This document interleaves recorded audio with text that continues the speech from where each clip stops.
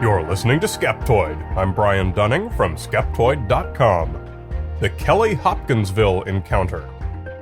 Today we're going to go back to 1955 to a small town in Kentucky called Hopkinsville.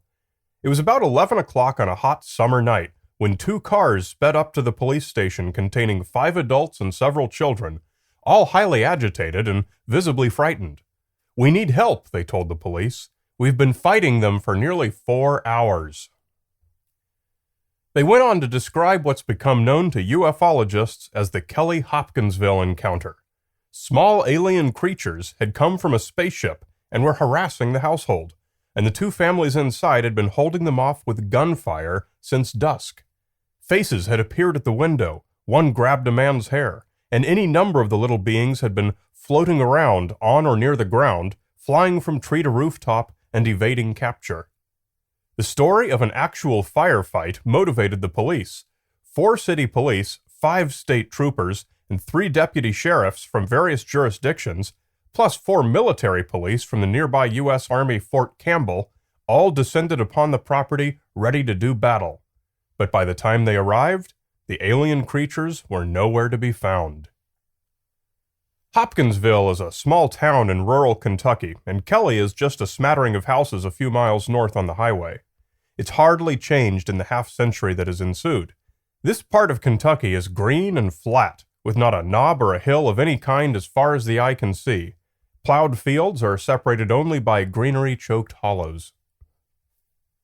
Mrs. Glennie Langford rented the house, and her 3 grown sons, their wives, friend Billy Ray Taylor from Pennsylvania, and several children were there for a family supper. Around 7 p.m., Billy Ray took a bucket out to the well for some water when a light flashed overhead in the sky. According to the story as told in a number of UFO books, Billy Ray identified it as a flying saucer and watched it land behind some trees. Soon the families began to hear strange noises and the dog barking outside, and upon investigating, Lucky Sutton and Billy Ray saw the first of the creatures emerging from the trees. As the story is told, they shot it, but then others appeared and all seemed resistant to bullets. Shoot them and they'd float to the ground and then escape. The men went through whole boxes of ammunition. The children were hidden under the beds, and the men repeatedly fired through the windows at the faces that kept popping up in an almost funhouse kind of way. The families estimated that some 12 to 15 creatures were involved. They had large eyes, possibly antennas, were about 1 meter tall, had spindly, useless legs, and human-like hands. When a bullet would strike one, it sounded like shooting a tin can. It was only upon Mrs. Langford trying to calm the situation that things settled down. She asserted that the creatures had not tried to harm anyone and suggested that they drive to the police station. And so they did. The police remained for about 2.5 hours, and what transpired during that time varies greatly depending upon which account you read. Most state that spent ammunition was scattered everywhere and that the house's windows were extensively damaged by the gunfire. No sign of the creatures was ever found, but one account states that some luminous green glow was discovered near a fence and was gone by the next day. This description was consistent with that of foxfire, the folk name for bioluminescent fungus on decaying wood, so it can't be considered strong evidence of anything unusual.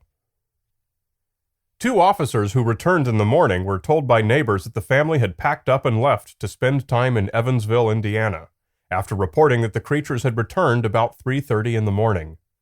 No shots were fired this time, but the creatures apparently scratched at the house and made noise walking on the roof.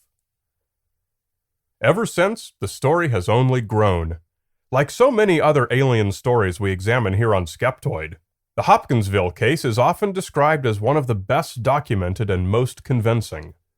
The Big Book of UFOs says, "The Kelly-Hopkinsville case is a classic of UFO literature that has puzzled both believers and debunkers alike. Dr. J. Allen Hynek, the leading UFO researcher of the early days of ufology, said the Kelly-Hopkinsville case seemed preposterous and offensive to common sense. Despite this, the case as a whole is interesting, and many investigators consider it a solid example of a close encounter of the third kind."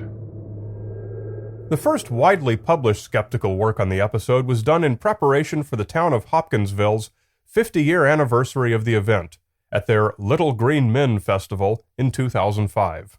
The town's Chamber of Commerce hired full-time paranormal investigator Joe Nickel from the Committee for Skeptical Inquiry to give a talk on the strange episode.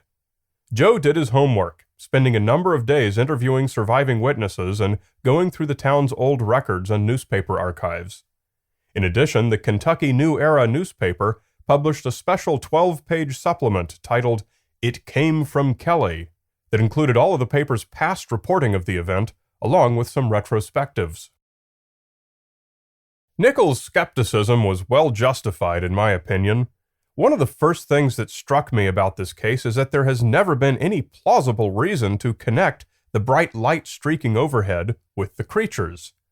According to the 1955 reporting of the event by Kentucky New Era's Joe Doris, Billy Ray Taylor only told the Suttons he saw a bright shooting star. Only in later retellings of the story by various authors did the element appear of Billy Ray watching a spaceship come down and land. And yet the corroboration by other witnesses in other locales who also saw a fireball has been cited of evidence of a UFO. Where's the logic in that?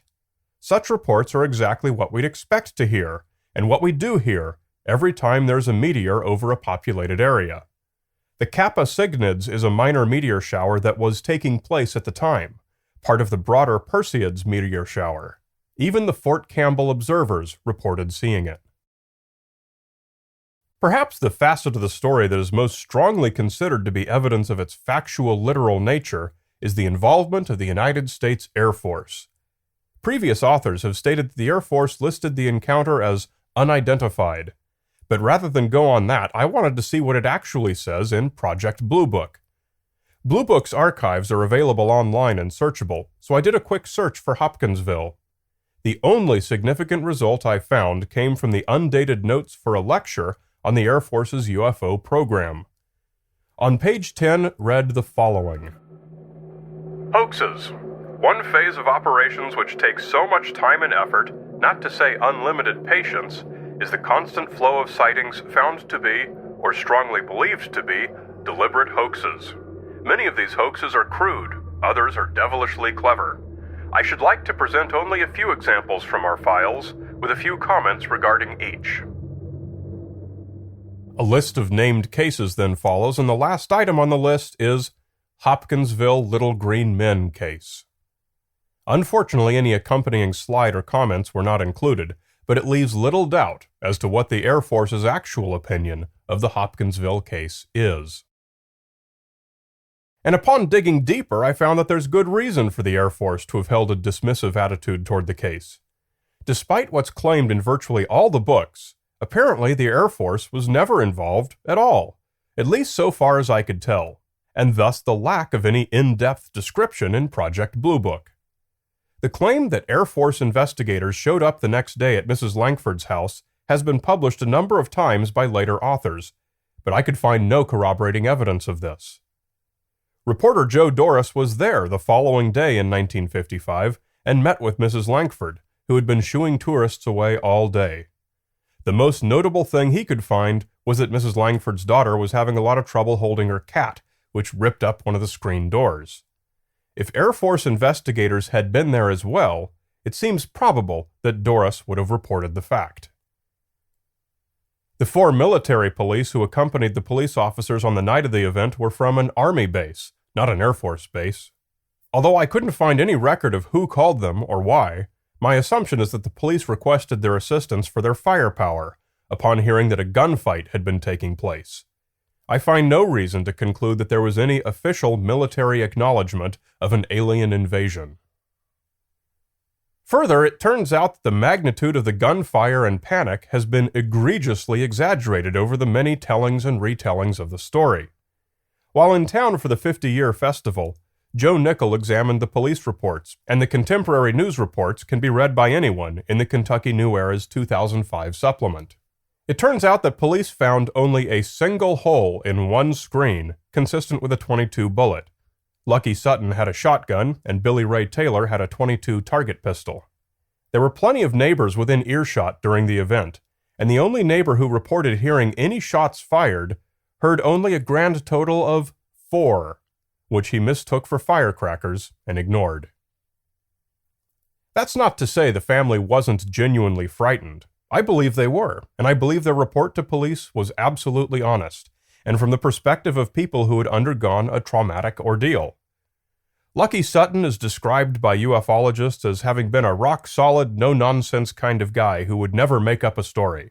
Well, maybe he was, maybe he wasn't. It doesn't matter. Rock-solid, no-nonsense guys are just as capable of being as scared or as mistaken as anyone else. So that raises the biggest question of the whole story. What were these creatures that looked so much like little big-eyed, skinny-legged aliens? Well, Joe Nickell was clear in his analysis, and it aligned perfectly with the enormously detailed and thorough work done by French researcher Renaud Leclay in 2001. Although it may sound cynical and dismissive, there are simply too many similarities between the creatures reported by the families and an aggressive pair of the local great horned owls, which do stand about 2/3 of a meter tall. Despite the reports of 12 to 15 creatures, the families themselves stated that only once did anyone see as many as 2 at the same time. Keeping in mind that the farmhouse had no exterior lighting, the appearance of an adult great horned owl is substantially the same as that of the creatures described by Sutton and Taylor. Leclay noted that during August, these owls are feeding their young, and are known to belligerently defend their nests and even attack humans who come too near. They hunt 1 hour after sunset, smack dab in the middle of the firefight.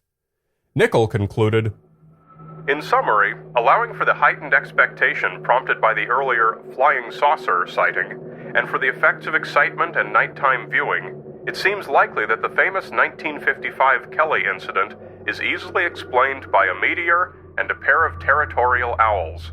What a hoot."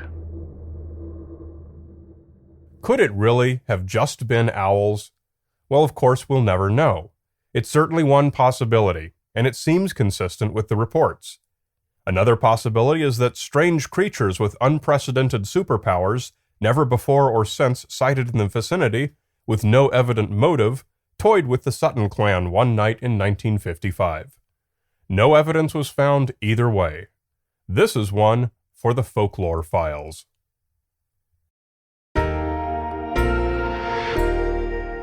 You're listening to Skeptoid.